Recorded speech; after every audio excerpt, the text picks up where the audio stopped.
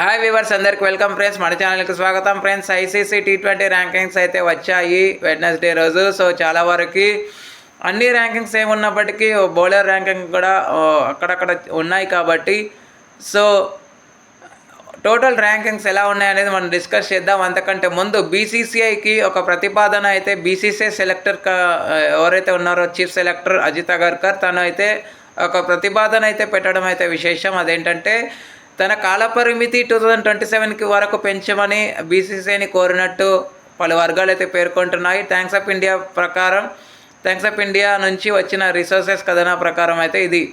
So దీనిపై BCCI ఏ విధమైన response ఇస్తున్నది చూడాల్సిన అవసరం ఎంతైనా ఉంది. ఎందుకంటే అజిత్ అగర్కర్ వచ్చిన తర్వాత ట్రోఫీస్ ఉన్నాయి గైస్, కాదనట్లేదు. కానీ ఎంతోమంది కెరియర్ స్పాయిల్ అయింది మీరే చెప్పండి. అజిత్ అగర్కర్ వచ్చిన తర్వాత శిఖర్ ధవన్ కెరియర్ పోయింది, పుజారా కెరియరు పోయింది, తర్వాత రోహిత్ శర్మ కెప్టెన్సీ పోయింది. నేను అంటున్నాను కాదు గైస్, అజిత్ అగర్కర్ ఫ్యాన్స్ ఉండొచ్చు గైస్, మీరు నన్ను ట్రోల్ చేసినా పర్వాలేదు, కానీ ఇది మాత్రం పక్కా.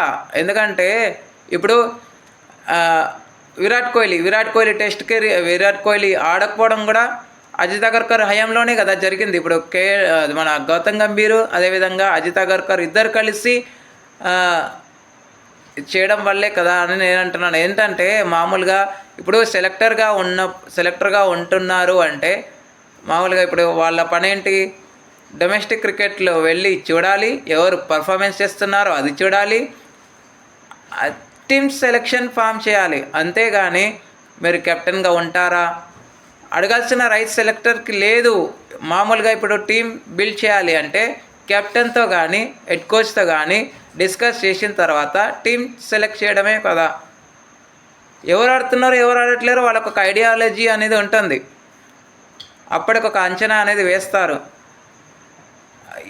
ఎక్కడ లేని శుభ్మన్ గిల్కి టెస్ట్ పగ్గాలు అందించడం, ఇప్పుడు మళ్ళీ వన్ డే పగ్గాలు అందించడం, వన్ డే కెప్టెన్సీ తీసుకున్న తర్వాత తను ఎంతవరకు సాటిస్ఫై అయ్యాడు, ఎంతవరకు బ్యాలెటర్ సిరీస్లు గెలుస్తున్నాడు అనేది పాయింట్. మరి ఇవన్నిటిని దృష్టిలో ఉంచుకొని 2024 T20 world cup, 2025 champions trophy, 2026 T20 world cup సాధించిన మాట వాస్తవమే. కానీ టెస్టుల్లో ఎంతవరకు సాటిస్ఫై అవుతుంది టీమిండియా అనేది క్వశ్చన్ మార్క్. మరి ఇవన్నిటిని బేస్ చేసుకొని బీసీసీ ఏ విధమైన రెస్పాన్స్ ఇస్తుంది అనేది చూడాలి గైస్. మీరు మీ ఒపీనియన్స్ని కామెంట్ బాక్స్లో కామెంట్ చేయండి, ఖచ్చితంగా చేయండి. I will give the reply. మరి దీనిపై బీసీసీ ఒప్పుకుంటే మంచిదా లేకపోతే మంచిదా అనేది మీరు చెప్పండి. నా ఓన్ సాటిస్ఫాక్షన్ ప్రకారం అయితే గైస్, నా వరకైతే అజిత్ అగర్కర్ పోతేనే బాగుంటుందని నేను కరాఖండిగా మీ ముందే చెప్పేస్తున్నాను గైస్. మీ ఒపీనియన్స్ ఏంటో కామెంట్ బాక్స్లో చెప్పండి. ఓకే ఫ్రెండ్స్, మరి ఏమాత్రం లేట్ చేయకుండా మనము ఐసీసీ టీ20 ర్యాంకింగ్స్లోకి అయితే వెళ్ళిపోదాం. So let's move in to the topic. Hi hello viewer, అందరికీ వెల్కమ్ ఫ్రెండ్స్. మన ఛానల్కి స్వాగతం. మా ఛానల్లో మీకు కనుక వీడియోస్ నచ్చితే లైక్ చేయండి, షేర్ చేయండి, కామెంట్ చేయండి మరియు సబ్స్క్రైబ్ చేయండి. మరిన్ని నోటిఫికేషన్స్ కోసం పక్కనే ఉన్న బెల్ ఐకాన్ని ఆల్ పైన ట్యాప్ చేయండి. ఆల్ పైన ట్యాప్ చేయడం ద్వారా మేము చేసే ప్రతి వీడియోలని, తాజా వీడియోలని నోటిఫికేషన్లో పొందగలరు. సో ముందుగా బ్యాటర్స్, నెంబర్ 1 అభిషేక్ శర్మ తన స్థానాన్ని తాను సుస్థిరం చేసుకున్నాడు. నెంబర్ 2 ఇషాన్ కిషాన్ 5th ప్లేస్లో ఉన్నాడు. 5th ప్లేస్ నుంచి 3 స్థానాలు అయితే మెరుగయ్యాడని చెప్పుకోవచ్చు. లాస్ట్ వీక్ నుంచి ఉన్న ర్యాంకింగ్స్ ఇవన్నీ, కాకపోతే ఈ వారంలో ఒక చేంజ్ వచ్చింది కాబట్టి తప్పట్లేదు. సో నెంబర్ 3 వచ్చేసి సయ్యద్ ఫర్హాన్ 2nd నుంచి 3rd అయితే వెళ్ళిపోయాడు. Number 4 Phil Salt, number 5 Pathum Nissanka 4th నుంచి 5కి వెళ్ళిపోయాడు. And number 6 Tilak Varma. Last వీక్లో వర్మ 7th ప్లేస్లో ఉన్న వర్మ ఈ వీక్లో 6th ప్లేస్కి ఎగబాకడ జరిగింది.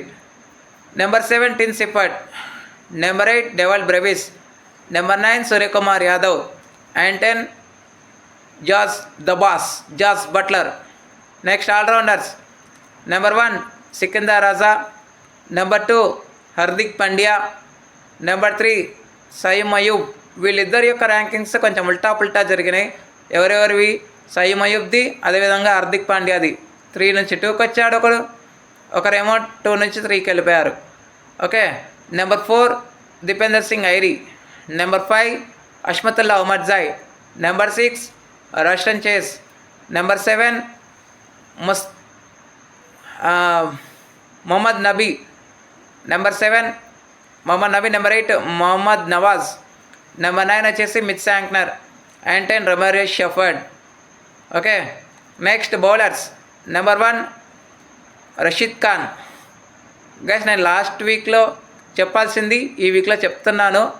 ఏంటంటే రషీద్ ఖాన్ వరుణ్ చక్రవర్తిని వెనక్కి నెట్టి అగ్రస్థానాన్ని కైవసం చేసుకున్నాడు. ఎందుకు? పర్ఫార్మెన్సెస్ అనేది మినీ కొలాప్స్ అనేది జరిగింది.